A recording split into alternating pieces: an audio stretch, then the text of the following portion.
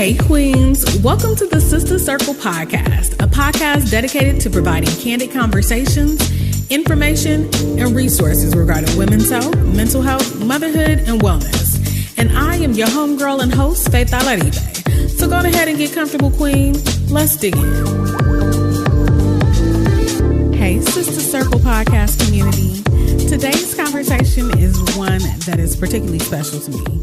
I have the privilege of talking to my good girlfriend, Tiffany, who's a foodie, a mama, wife, and college persistence advocate, about her 7-year infertility journey. This queen is courageous in sharing her story with the Sister Circle podcast community, and it is my hope that someone hears her story and doesn't give up on their journey to become a mother. Nevertheless, I find her story really special to me because several years ago, I took the chance and shared my own story with her, and in turn, she's sharing her own with you.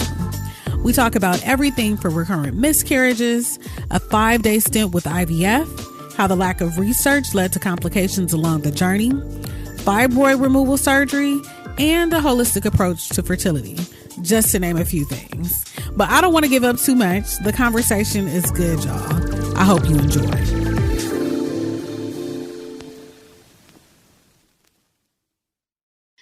So Tiffany, I'm incredibly excited actually, to have you on the Sister Circle podcast to share your story. So let's start off and let's just jump right into it. So tell me a little bit about when your fertility journey began and, what were some of the roadblocks that you may have experienced along the way? Okay. So I was about 25. So let's take that about 7-8 years ago. And in that time, I went in for my annual exams, and they diagnosed me with about 5 or 6 fibroids, ranging from about 2 to 4 centimeters, and loved my gynecologist. Great. She just said, "Oh, they're small. They're not going to impact anything. Just come back in the next year. We check them out from there." So this went on about 5 or 6 years. And within that time, my periods just got heavier. I mentioned that to her. I wasn't put on any different birth control or told to be taken off birth control, just the same regimen, heavier pads, bring some underwear with you, right. So to speak. So it was just a part of my lifestyle. And I was just like, oh, it's that time of the month, right? And then me and my now husband, or boyfriend, were dating at the time. And fast forward about 4 or 5 years later, we were thinking about kids eventually. Didn't think that fibroids would impact that or anything, because you're just like, oh, my friends are getting pregnant. You stop taking birth control, you get pregnant. That's one of the things you're just programmed to, that as a young kid to now. You stop birth control, you have sex, you get pregnant. Right. And how long were you on birth control? I was on birth control since I was like 18. So like college, from like college, so maybe about 10 years. Stopping up until. So didn't have many, and I was on the pill. So I was like, was the fibroids a contribution of that? Did they grow because of that? And later on in years, I learned about estrogen and the effects of that. Now, does that happen from birth control for every woman? Not 100% sure. But for myself, I definitely think it was a contributor. So fast forward to now we're thinking of having kids, and I stopped birth control 4 months later. I ended up found out with a positive pregnancy test, but then a week before my appointment, I had like a chemical pregnancy. It was within the 5-6 week range of being pregnant. So I just said, oh, okay, maybe we'll get pregnant again. And then 4 months after that, it happened again. So I was like, well, maybe something's not right. Why am I not holding a pregnancy? And then I stopped going to my same gynecologist I was going to for a while to get some more insight.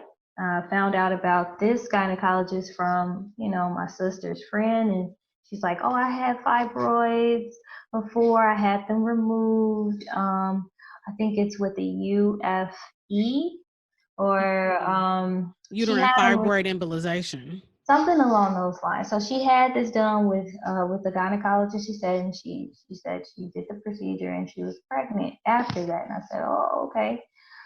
So I connected with her gynecologist. She was an older gynecologist, but she seemed very well versed. She's like, "Oh, I know what this is." I did not have an additional exam with her, and I just trusted her. wait a minute. Yeah, So you yeah. said that you did not have like an examination. So you didn't have, she didn't do a transvaginal ultrasound to kind of see where your fibroids No, were. right. But you didn't provide her with anything? Like, how did she? Yeah, so she got my one or two reports that I had from the other Okay. from my other doctor, and it was about she was like, "Oh, you have 4 or 5 fibroids here. This is what it's saying on the medical records." And I'm like, "Okay." And she said, "Well, it seems like your solution would be to have a hysteroscopic myomectomy." And I Gotcha. said, "Okay, what is that?" And that's essentially when they go into the vagina, Mm-hmm. and they kind of do like a procedure similar to like a DNC and kind of Yeah. remove a fibroid or what have you. But Mm-hmm. they can't fully see inside of the uterus all of the fibroids, right? No. So she was No. making an assumption essentially about which fibroid, its location, and its Yeah. impact that it was having on your fertility. Correct. It was just, "Oh, it's in the vagina. Let's take it out. You should get pregnant." Right? Okay. Had that done. Came back from the surgery, and she said, "Oh, something didn't go right. We have to go back in." I Mm-hmm. literally was back under uh, a month later. And she went back in. I didn't do another examination. She just went back in. I don't understand what exactly she did at that point. And then from that point up until 2019, I didn't see a positive pregnancy test. Well, wait a minute, Tiffany. Mm-hmm. So she didn't examine you when you first started going to her. She did Mm-hmm. this procedure. She Mm-hmm. didn't examine you a second time afterwards. Just Mm-hmm. said, "Oh, we need to go back in." Mm-hmm. And then, you still weren't getting pregnant. Correct. So talk to me, like, how did you feel in that? And how did you feel? Whew. So initially I thought, I was like, "Okay, I trusted her and everything's good." It didn't start getting bad until like months later, where I don't know what was going on with, I'm like, "Did she break something? Am I not gonna be able to have children?" A lot of thoughts of hopelessness, a lot of anger, a lot of I didn't do my research enough. I rushed this process. Am I being punished? Because I years ago, had an abortion. At a young age, and I was like, is this supposed to be happening to me? Like, what's going on? So I felt very down. And my husband, he doesn't, at the time, neither of us had kids. And we started to see our friends. This is the age where everybody's getting married, everybody's having kids. And with us dating so long, people are like, "Well, y'all ain't even having kids yet." So now those things are starting to pop up. Before it was fine, but now it's like, "Oh, you're in your late 20s." It's this imaginary societal milestone that you have to hit. You're over 25. You're almost 30. Why aren't you married? Why don't you have kids? So that pressure, I felt pressure. It's like, who knew that you had a timer on your uterus and other people were privy to tell you when how you're supposed to have a child? Okay. Yeah. I can only imagine how you must have felt in that moment. So tell me this, did your periods even improve? No. So I could say it improved for like a month. And then it got back heavy again. So I was like, did she not get everything? I'm so confused. So I stopped going to her. And then we hit around, I was already engaged, and me and Darnell were just like, man, so is the only option of us having a kid, is it through IVF? Because it's not naturally happening. So 2018 rolls around and we get married, and we had a conversation that I'm gonna get on your insurance, you're gonna do IVF, you're gonna have this baby. Because that's what I think is like, oh, you can't have a baby naturally, you do it this way, right? So that's the next chapter of our journey. And it took I didn't even think I could get frustrated and cry as much as I did during this process, during this phase. So, okay. So you began to explore the option of doing IVF. So how did you go about finding, like, they call them a reproductive endocrinologist, right? How did you go about finding a reproductive endocrinologist? Like, what was your process? Oh, Google. Google was my, I didn't know much about this, and I typed in IVF near me. Okay. And I went to the place like 3 minutes from my house. So I didn't look at tons of options. Like when I look back at this and you get to like, what advice would you give to someone? Research, your referrals. And I didn't do that in the beginning. I did not. I think I was getting to the point of desperation. Like we wanted a baby. And we went there, and that's where we started the process of you go in with IVF. So walk me through the process though. So you find this fertility specialist, you go in, and what happens? Okay, so me and Darnell were there together. And they say you have to do this blood work just to check your hormone levels, right? And he also has to do a semen analysis for them to rule out, are there any abnormalities, whether it's with his sperm, is he producing enough, if the shape, if the speed, and all those things, like, is it a male factor, right? And then on my end, is it my egg reserve, or is it my hormone, or do I have too much prolactin? Just trying to see my levels. So once we got those results, everything was normal at that point. And they said, okay, the next step is to check your tubes, your fallopian tubes, to see, is there blockage, like what's not connecting for you to not have a pregnancy. Because then that will rule out either IVF or us getting an IUI. And an IUI essentially is where they take the male semen and just insert it directly into your vagina, and it goes through the tube. So just get a little assistance. That's the IUI. Right. A lot of times those aren't as successful for the first few times. But I cannot, maybe you can help me with this, but it's a HSG test. Don't know what it stands for. But essentially they were looking at your fallopian tubes to see whether or not they were open. Right. And let me tell you, Google, and I haven't joined any groups or anything, and they're like, what is this process? What does this process feel like? They said it's, it might be painful. Going through that phase, I was so nervous, going inside of just a space where you have to open your legs again and all that. And just it was painful for me. I went through that as well. That hurt. Let me tell you, my first experience, couldn't feel a thing. Didn't feel a thing. And he was inserting and putting in more, and he's like, nothing going through. So he's like, your tubes are blocked. And I was just like, oh.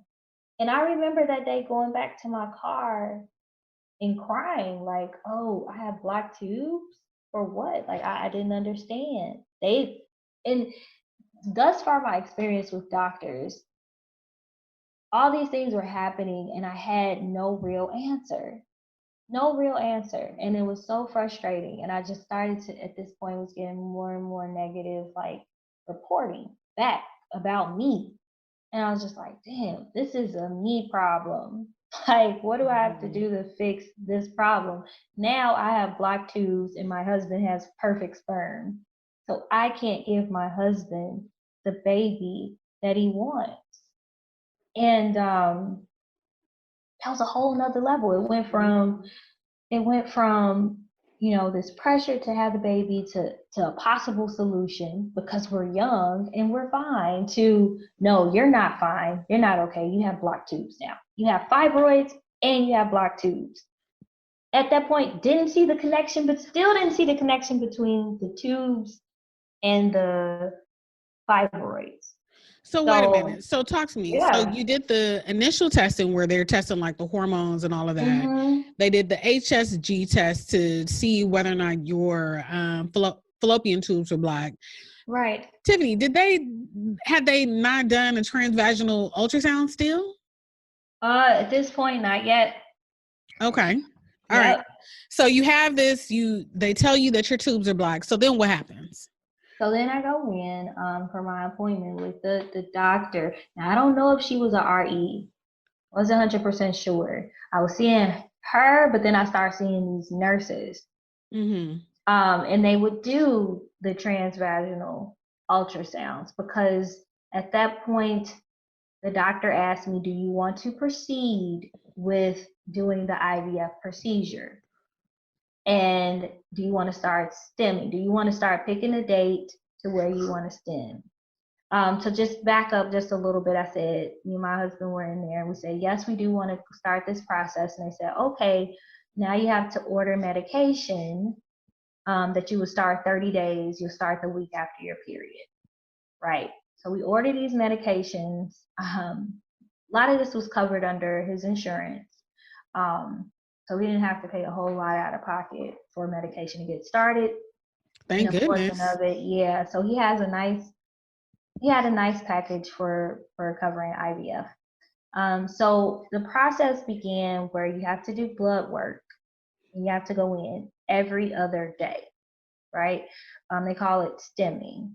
So once I picked up my medication, myself or Darnell, I would administer certain medications every day, like 3 times a day, shots. And mine were in my belly. They weren't in my butt at this point, but they were in my belly. That process within itself, now everybody can't do shots. I picture it as like yourself as a pincushion. The first one was crazy. It was terrible. And it was another sense of like, wow, this is the way we have to make a baby. But in hindsight, we're going to make this baby. Right. By any means necessary. By any means necessary from day one. And just that process of like, I'm trying to keep this away from my job. I'm trying to separate my personal life to still go to work and do my job the best of my ability and keep a smile on my face. But that same day, going in to get shots 7 in the morning, or going in after you have your shots to get blood work 7 in the morning, and then go to work 8 in the morning, and the transvaginal, they're like, oh, we see your eggs, we see them growing in your in the ovaries, we see it happening. And I'm like, okay, good, these numbers are moving the way they said it's supposed to be moving, right? They're like, you're almost overstemming. And I'm like, okay. But it started to hurt like after like day 3. And I say, is this normal? And I was like, oh, they're producing. It's going to start getting heavy, like the pressure. And I was like, this just feels uncomfortable. And then like after the 3rd day of stemming, they're like, oh, it's getting a little difficult to start to see your ovaries. And I'm like, well, why is that? And they're like, oh, it's a little shadowing. This is a nurse like telling me this. And I was it's like, a well, little I got shadowing. Shadowing. Okay. So she didn't say that the shadows were fibroids. She didn't say. She was just like, it's a little harder to see your ovaries in this exam now. Let's schedule an appointment with the doctor. I can't give, I guess for her, she didn't want to push to say what it is for herself, but she went and was like, okay, we're going to make an appointment with the doctor.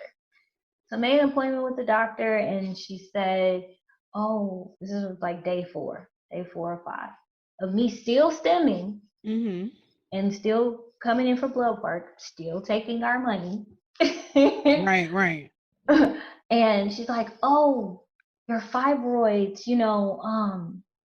they're like growing with the process a little bit too, and now they're in the way. What do you mean? Like, what do you mean they're in the way? Like, she said, well, if we're gonna proceed, it's gonna make it very difficult to do an egg retrieval. Meaning, like, after you stem for about the 2 weeks, they insert and do the actual procedure to remove the eggs to start the process of putting the egg and sperm together. I said, wait a minute. So we're not going to be able to proceed? Like, what are you telling me? He said, no, we won't be able to proceed. Oh, no. And I said, but why didn't anybody tell me this in day 1? That this was something that could possibly happen? She didn't have an answer. And it went back to how all the other doctors didn't have an answer. And it was the end of the year of 2019. I said, Darnell, I don't know what we're going to do. You know what I'm saying? Like, now we can't do IVF. Like what's going on?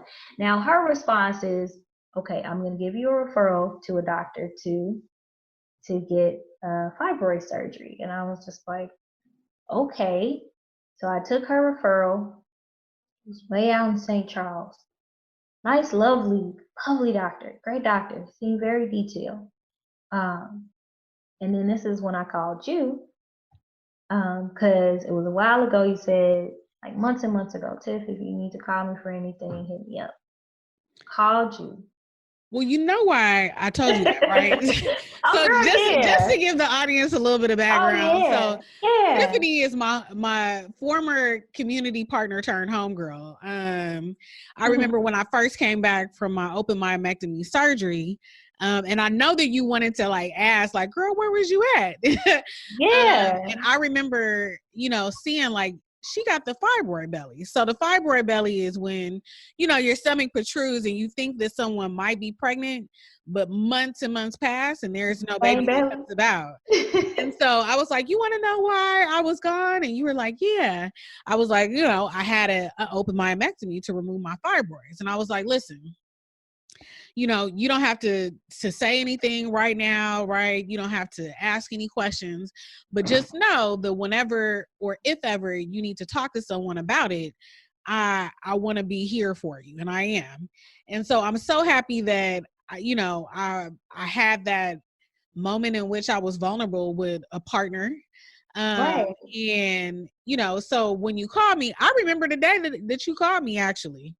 I remember explicitly the day that she called me, and I could hear the sadness that was in your voice. So you called me, girl, and so then what happened? And you said, I think you clapped or something up in there. You maybe gave me the black girl clap or something like that. Like, child, you need to know. No, you're not going to that doctor. What you talking about? You gonna go to my doctor, okay? Here's his information. You need to make an appointment. I said, but Faith, you see, no, you need to drop that doctor. I made an appointment already. No, you're going to cancel that appointment. You're going to cancel that surgery with that doctor, and you're going to call my doctor. Did that, made the appointment with him, and he was so booked. I was like, call Faith back. I was like, I can't get in for like 2 months. Girl, you better wait. You better wait. That was a good sign. Like, because of the lack of research that I had done when I first was diagnosed with fibroids. And like you, I had just gone to this doctor. He was in Beverly Hills, and, everywhere on the radio, on KJLH is a radio station in LA. It was talking about UFE. And then I had a homegirl who had had the procedure like 3 months before I was diagnosed. And she was like, girl, just go to my doctor. And I was committed because when I moved to Chicago, everyone was like, you had what? And you were of, childbearing age? Like, I promised myself that I would not go to a doctor in which was not highly regarded in their area of expertise. And so I searched high and low, and he was like number one in the Midwest. Yeah. So when I referred you, it was for a reason, like because of the research that I had done and because of the outcome that I'd had as well. Yep. And he was amazing. He was amazing. I went ahead and had the surgery with him. And what procedure did you have? Yes, I had a open myomectomy, where it was a bikini cut, and they removed 9 fibroids. So my largest fibroid was equivalent to the size of a baby's head. So 9 centimeters. And was that inside of your uterus, or was it was it attached to the uterus? Right. So that one, I think, was attached to the uterus. So I had all 3. I had some inside my uterus, inside the wall, some on top of it. And he sent me the picture, and I was just like, whoa, that was inside of me? Really? Don't you think that's interesting how you go from having 4 or 5 fibroids, right? And then when they open you up, they discover 9. They had 9. And then one is as big as a baby's head. Yeah, they had 9. And I was just like, wow, this is a relief, and the healing process itself, 6 weeks off work. The first 2 weeks were painful. Oh, it was hella painful. Mm-hmm. I mean, I was talking to you through everything. Had my zinc, had my bone broth, had my pillow, had my little picker-upper to pick up stuff, all of that. And I was just like, okay, this is, and let me tell you, when I remember just being in the hospital and walking with my little thing with the IV, and I told Darnell, okay, this time, after this, it's gonna happen. We're gonna have this baby. This is the first step. This is the first step. I believe it. God is putting us through this for a reason. We're gonna get through it, right? Dr. Shashua said, "Hey, now you're healing up." I went in for my 6-week follow-up. I was feeling good. My scar healed up great. Yeah, it was listen, beautiful. It was beautiful. Beautiful. I was like, dude, you cut me open and cut my uterus all up, and this scar looked like a little line. I was just like, okay, Blair, okay. So I told him, right? I was just like, so what's the next step? We're excited. What do we do? We have this baby. He said, okay, you can naturally try, wait 4 months to get pregnant, or if you want to go through the process of IVF, you can go do that. I have a referral. So we thirsty, okay? We want a baby. And I said, okay, Darnell, let's just go and use the insurance we have to do IVF. So you chose to go straight IVF as opposed to try naturally first. Mm-hmm. Okay. Yep. So you went to the referral. Who did Dr. Shashua refer you to? He referred us to Fertility Clinics of Illinois. So, yes, that's excellent. So you go on into the fertility clinic. Gone in there. And essentially she said, okay, we're going to go through the whole process again. You got to check your sperm, check your hormones. I'm like, okay, we're used to this. Let's go for it. Now let's do the HSG test. So I'm like, okay, well, it didn't hurt the last time or whatnot. Let's go do it again. So I go in to do the testing. And when I tell you it hurt so bad, and it was only for like seconds, but it hurt so bad. Mm-hmm. And I was just laying there like, okay, this is a different experience. What is going on? And I was holding the nurse's hand, and she told me, she said, your tubes are open. Yes. That was in May of 2019. So it was, I had my surgery in February. And then I had my tubes tested again in May of 2019. And I said, oh my goodness. I said, tubes are open. Your sperm is good. my hormones again. I was like, this is probably possible. Lord might be on to something. And the lady said, well, do you still want to go through the IVF process? And me and Darnell, he's like, I'm ready for a baby. Yeah, this insurance is going to cover that. Let's go for it. So June rolls around, and I'm like, okay. But then this is when that second sense of anxiety comes, like another batch of anxiety of like, what if this doesn't work? Like, just stressed, extremely stressed. And I knew, I was just like, I can't go through this process stressed out, because I know it can affect the outcome. Yeah. So decided to not do it. And I said, Darnell, I got to the point where I was like, I need professional help. And I never thought, I think we've learned to cope with traumas for so much and just learning to deal with things, but I couldn't take it anymore. I started to feel negative thoughts of being suicidal. I was just like, something's not right. And I've been praying about it. And I was like, these negative thoughts has a hold on me that I am losing control. I am losing myself. I need more than what I can do for myself. And that's when I sought out therapy. And I had a therapist, and I never thought, it's such a taboo thing. I think it's becoming less taboo, but for Black men, it's still it's still an issue. Totally. But I was just like, I'm going to sit down on somebody's couch and talk about my life to this person I don't know. Went to therapy for Black girls, found me a therapist in the neighborhood, and she's great. I loved her. Therapy is bomb.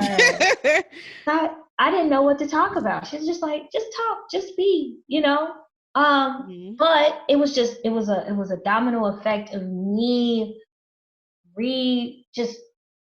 rediscovering myself. And But you know what's interesting is that it's like, we think that like physical healing, like you had your surgery, right? You physically healed from that surgery. Right. But in order to get pregnant, or just in order to kind of move forward in your life, healing comes in many different forms, right? And that mental health component, and like making sure that you're checking in with yourself mentally and identifying when you're like, shoot, I am out of control. Like, I don't even recognize myself right now. But for you to have taken that step, like, that's huge. That's huge. So I commend you for that. Thank you. So you began going to therapy, girl, sitting on somebody's couch. It was great, girl. She was fabulous. She had the tea, I had the tea, and I cried on her couch. We talked about from fertility to marriage to jobs, all the things. And she told me one thing of like, until you do everything you can do, until you've exhausted everything you can do, give your body a chance to have that baby. Heal mentally, heal. And healing and eating better, losing vices. I had vices I found myself, and I'll be transparent here, of drinking. Me too. And where it was bad. And I didn't realize it was bad until I sat and talked to somebody about it. And she asked me these questions, and I was like, wait a minute, am I borderline alcoholic? I was like, I don't drink every day. I don't do any of those things, but it's when I drink on a weekend and it was out of control. It was like you're drinking a little too much and making poor decisions. 'Cause it was numbing, like, I don't know. I think that for me, it was like a way of numbing and not having to feel. Yeah. And it's funny that you saying, Tiff, like, I remember it was about 5, I began going to therapy. What was that? February of 2018. I am incredibly grateful for my therapist, and I still go to therapy every 2 weeks, about once a month now. But nevertheless, I remember one of the main things she asked, like, why are you here? And I said, I want to heal from past traumas, because I really want to, and one of those traumas was having experienced a miscarriage and not really feeling like, and it was a traumatic experience, and not really feeling like I had really work through it. And it was just kind of like, this is something that I'm gonna get over, but not work through. Then also I was like, I know that for me, I have to address some things. And one of those things was my drinking. However, my habits, my vices, right, were not in alignment with what I felt would be a healthy mother for my child. Right. So it was about 4 to 5 months prior to my getting pregnant with Amara, I stopped drinking. And at that point, girl, I was feeling shit that I ain't never felt. I was like, oh, and it was like, you feel it, right? But then it was like, I'm gonna work through it. I'm gonna not just, react, right? But I want to know how to effectively respond to these. Yep. Exactly. Yes, exactly. Queen. Yes, give me advices, honey. It was a struggle. I was just, had to sit in things. Sit in it. And sit in it. Woo. And it'd be uncomfortable, girl. Uncomfortable. Yeah. But now, like with drinking, I'm like, oh, I don't really need it. It's not a part of me anymore. And it feels good to know, to go through the process of like, I want this baby, so I'm gonna do the work, not just say I'm gonna do it. I'm gonna stop drinking. I'm gonna eat better. I'm gonna eliminate certain things out of my diet. I'm going to spiritually heal, whether it's through exercise, whether through actual like intentional praying, through gratitude, through praying for other people, through finding a support group. Some other people to talk to. You can talk to your friends, but they can't relate to you. Yeah. Right? But you talk to other women that is going through it with you, or have overcame it, or still trying, just like yourself, right? Find a sense of hope, which led into different support groups, other fertility for Black girls, just other groups to just connect with and go into different meetings. And I just felt myself growing. I felt a different Tiffany. I was 30, 31, and I was just like, wow, like I didn't know I had all these things to unpack, because I've always just been moving through always different problems, Yeah. Which that part I mentioned earlier about your voice, and like some things, how in my personal life affected, you don't know how much it affects just how you interact with people, or a mask, that you're putting up a facade. And I was like, you know what? I'm not going to put up this facade. I'm going to be me. I'm going to be real. I'm going to go through what I'm going through, and I'm going to have this faith that God's going to take care of what I felt was an attachment, this infertility. I was like, this was an attachment. I'm never going to let this hold me back anymore. I'm going to do what I need to do. And what I mean by attachment, which I'm going back to, attachment is like, letting it affect my daily life. Letting me wear this stamp on my head, like, oh, this girl can't have no babies. Right. That's what I felt. That's what I felt every day. And I was like, I'll never let that be a part of me again. But you know what's incredible, Tiffany? Like, you experience all of these things, and you talked a little bit about this, about wearing like a mask, right? It took me back to like this place. I remember, Dr. Shashua and all of the other doctors whom I had spoken with had said that if I were to get pregnant, it would only be through IVF. And I remember going to the first time I had gone to this fertility clinic that I was referred to, and, the reproductive endocrinologist, she was like, oh, you had UFE or whatever. I don't think that this will work, but, let's start the process, whatever. I'm gonna have my nurse come in, talk to you, get you started setting up. And she then comes in the middle of the session and is just like, wait, did you have UFE or did you have UFA? I said, hell, I don't know. What's the difference? Right. And she's like, she was like, oh, well, either way, like I said, the chances are very slim, and then walks out. And I remember it took everything that was within me not to knock all the shit that was on the counters down, and like tell everybody up in there, y'all need to leave up out of here, because, they have no sense of awareness of the impact of, their words. Girl, I left there, and I remember calling the doctor who had performed my surgery, not my surgery, but my procedure in LA, and left a message, and I was crying, but then I had to go into work. And it was a Wednesday, and on Wednesdays you have both interns and then you have the students that were there. And usually, you know, I'd be mad hype, you know, Miss Faith love the kids, right? Or So I remember I was in such tears having to pull over as I was calling my husband. And he was like, you got to pull over, because I was crying to the point I couldn't see in front of me. Yeah. And I'm on Lakeshore Drive, and I'm driving, and I had to pull over, right? And then I was like, oh, let me get it together. And, you know, walk into the office, and, you know, I remember walking in and like just trying to like shake it off. And I was like, hey, beloved, you know, woo, woo, woo. Hey, let's connect when you know, after this, da, da, da, da. And I just remember feeling like I'm trying to show up for all of these young folks. And like what I really wanted to do was just like curl up in a ball in my bed and not come out for like 4 or 5 days. Yeah. And it, you know, I'm sorry to share that, but it just took me back to this place. And I was just so, you know, as Black women or women of color, like the things that we persevere through. Yeah. You know, we normalize our pain. We normalize having these heavy ass periods where we're bleeding through our clothing, where, you know, some women have, you know, terrible cramping and pain and, you know, anemia, blacking out because, you know, like it's all of these things we normalize it. And it's like, why? Like, why can't we be gentle? Why can't we be, you know, soft for a minute and just like have a moment to feel? So I feel you, Queen. I feel you entirely.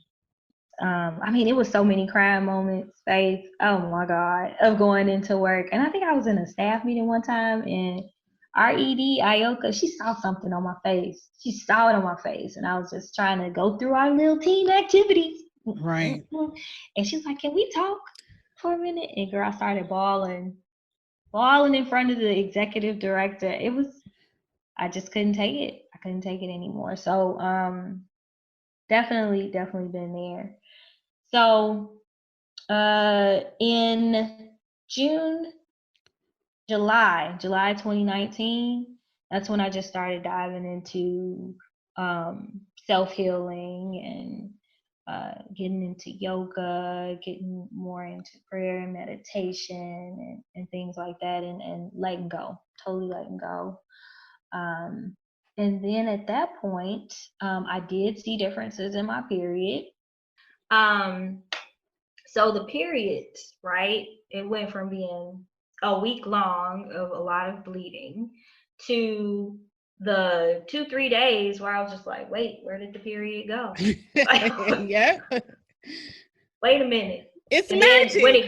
When it leaves, I was just like, okay, wait, I'm just gonna I'm sorry, it's TMI. I'm just gonna wear a liner for the next couple of days because it's gonna come back. I know it's gonna come back. And it didn't. So I was just like, it's normal. I was just like, all right, Darnell, now let's start the tracking the ovulation. Let's see if we can work on getting pregnant.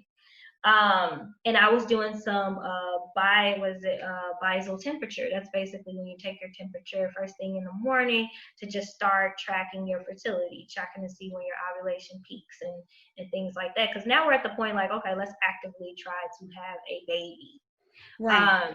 And at any point around this time, did you do Mercier Therapy? When did you begin? At the tail end. Tail end. Yep. So let's just say in August, I got a lovely package in the mail from my best friend. And it was like an ovulation kit of all these little cheapies when you start testing your ovulation.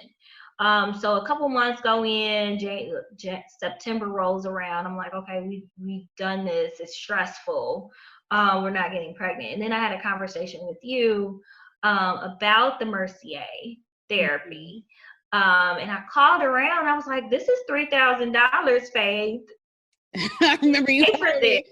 I was like, I said, what you calling and asking for? And you was like, I'm asking for assistance with my fertility. And I said, nah, girl, you got to call and tell us for post-operative care. or post-operative therapy. And you was like, girl, you got me back. You said it went from $3,000 to $25 per session.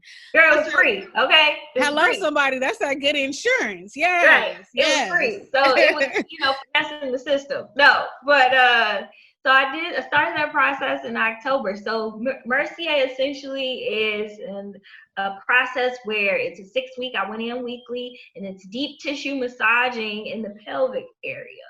Mm-hmm. Deep tissue. Let me tell you, the first session was horrible. Yeah. It was painful. But she said, you know what? I didn't think that it was painful. It was hella uncomfortable. Pressure. It was uncomfortable. And weird, because it's just like, I've never had anyone massaging my uterus from the outside. You know what I mean? Like, and she's like doing this thing called a raking. And yes. That was irritating. We're lifting the uterus. And I'm like, what? And then she's like poking in the inside into my ovary and turning. And I just said, okay, this is all going to be for a good cause. She's removing the scar tissue, whatever's going on up in there post-surgery. She's making it work. My uterus all pretty again, which I know it's all pretty already. So we're going to move it around so that the sperm can get in there. Okay. Yeah, and increase the blood flow. Blood flow and all the things. And in that process, I was also doing a bit of chiro work and acupuncture. Yeah. So that was a big combo of doing all that with her for about 6 weeks, right? So the end of October rolls around, and we didn't get pregnant. I was like, I was like, man, it didn't happen right afterwards. And she said it might take some time, but her numbers, folks who've been there reported that they get pregnant. So I said, you know what? Once we're done with this, we're done with the 6 weeks. I'm still going to see you for acupuncture and chiro work since it was covered under insurance. However, she put that in there. I was like, I'm still seeing you, boo. This is free. So, right. So then, let's do it all. Yep. November rolls around. I'm still getting acupuncture, which was great. I enjoyed it. It felt stress-free. And then December rolls around, like the first week. So like the end of November, I was getting these weird cramps. I was like, never had cramps like this before. It just felt like a period was coming, but it felt like I was getting it way before my period was due. I was just like, this is strange. I was like, Darnell, and I didn't say anything to him because I didn't want him to get all like, what's going on? And we had a ski trip coming up. So in my head, I'm like, if I'm pregnant, I don't want to find out if I'm pregnant because we're going with, Black couples, we going skiing, but like not skiing in real life. We just want to look like cute and then hit the bunny slopes. So Black girls do ski too. We do ski. Okay. It was like my 4th year. So I was past the bunny slopes. I was a little bit better than that at that point. And we were like, I said, Darnell, we at the point where we took so many random pregnancy tests. I was like, I'm not taking a test. We're just going to see what happens when we get home. This was December 4th or 5th, right? We came from the ski trip. Thank the Lord, it was the first year I didn't fall. I was like, okay. God was looking out. That baby that's in there. Right. So did all of that, took a test, and it was positive. Hadn't seen a positive test, honey, in like 3 years. So I was really confused. I was crying. Darnell thought somebody died. Like, took it at home. I was crying in the corner. Darnell was like, what's wrong?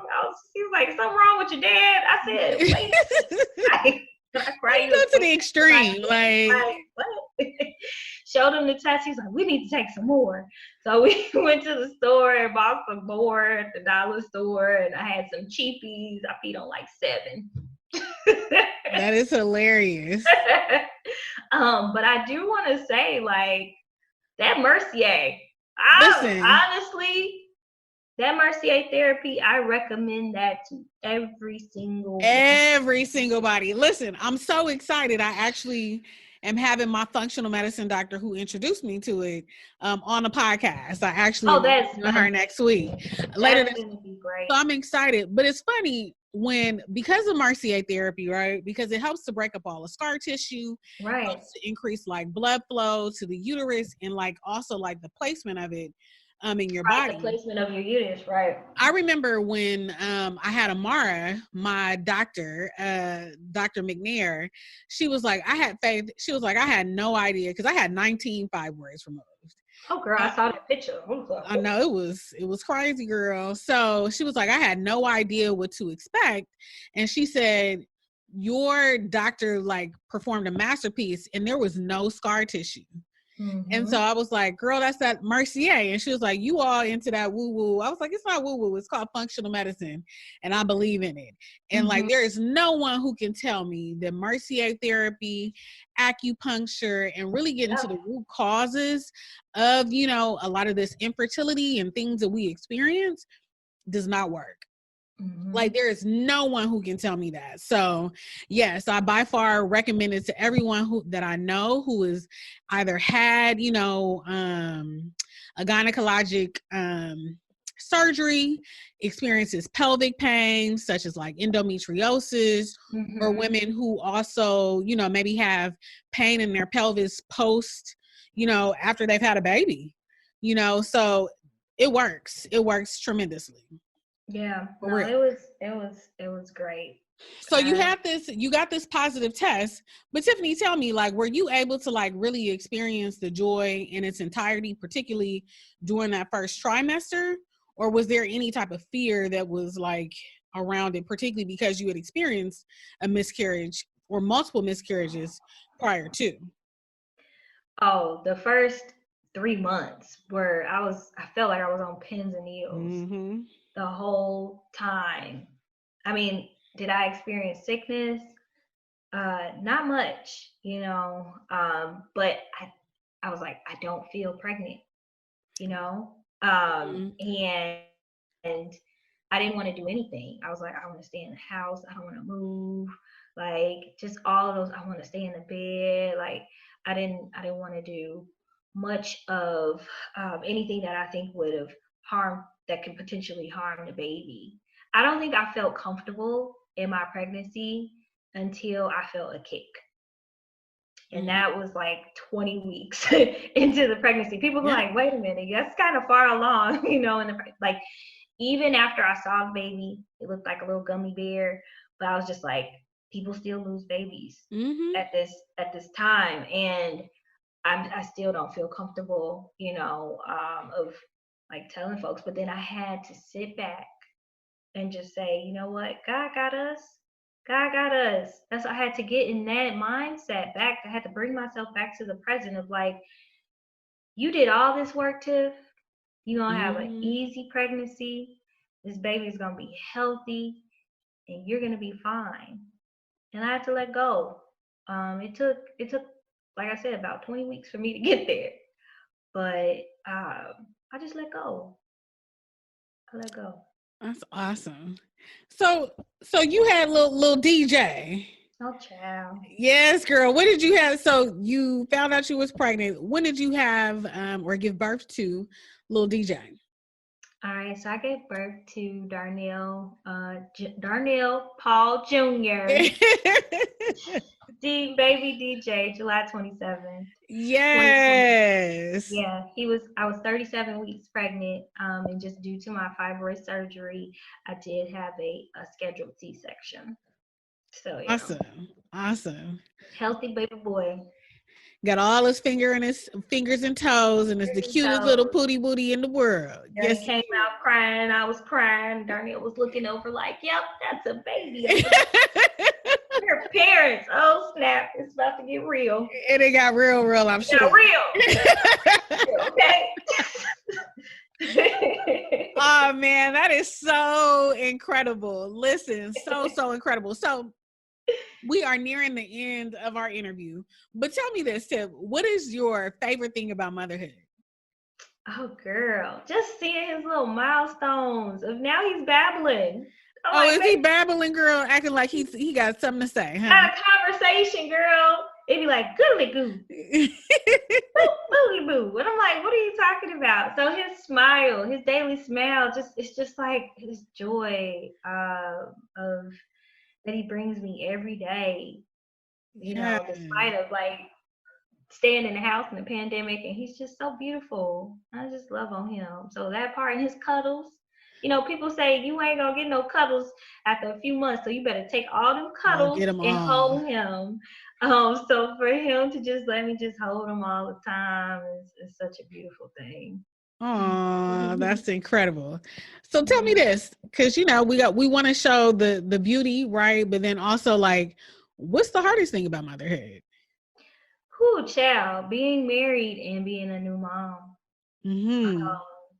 I've been forgetting about myself a little bit, and not giving myself enough time and grace. And you know, you want to be the perfect wife. You want to tend to your husband. You obviously tend 110% to your child. So just the balance of that is a struggle. And being able to talk to other women about it has been helpful. But I'm very appreciative that my husband is understanding. He lends a hand with little stuff like doing the dishes. I mean, put in the dishwasher or whatever. Or, you know, just like, babe, it's okay. Like right now, he got off work early. He has DJ now. He's taking his nap. Like his naps were super easy. Now they're a little difficult, but he got him cuddled up with him. But that's been a challenge for me, but we're working through it. Yeah, keep on working through it, Queen. Yes, absolutely. Well, listen, I can't thank you enough for sharing your story, and I hope that it resonates with many, many, many women, and that it gives hope to those who may feel hopeless. And it also gives them a little bit of inspiration so that they can continue in their journey. And so thank you, Queen, so much. We appreciate you so much. And love you too, Queen. I do. And I'm so happy to see little DJ and his growth, and also to see you grow as a mom.